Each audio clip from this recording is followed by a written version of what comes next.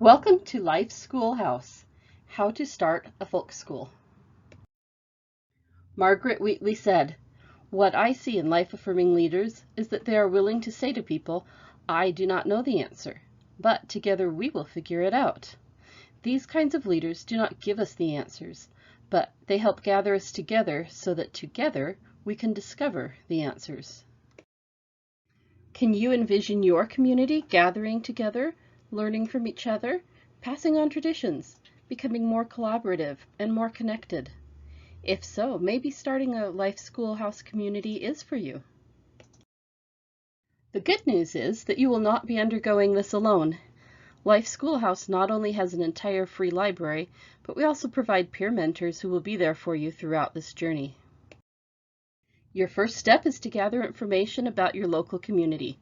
Research individuals, groups, organizations, and local government so that you have a sense for what is already happening and what might be missing. Collect contacts for spaces, libraries, markets, potential partners, and other projects already in existence. Visit the farmers market and talk to community builders in your neighborhood. Understand what assets already exist in your community and who they are serving, and who might be left out as well. Feel free to make notes and record your findings using the Life.School.House Host Guide. This guide also contains a list of important questions to consider as you prepare to move forward. Then, gather friends and neighbors. We suggest holding a Post-it note party. Bring a bunch of Post-it notes and plenty of coffee. Ask big questions like, how would a community-led folk school be a gift to our neighborhood? What challenges are we facing? What are we good at? Who could help? Then let the ideas fly.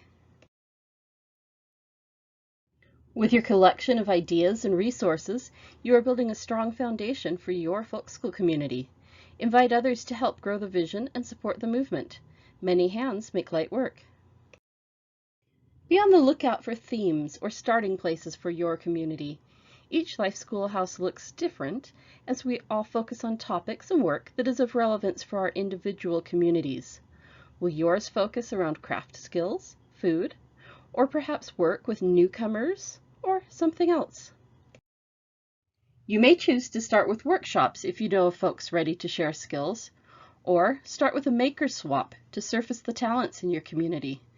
This may help you find folks who can facilitate. You decide. Based on our experience, we recommend your first event to be no to low budget and have a relatively broad appeal.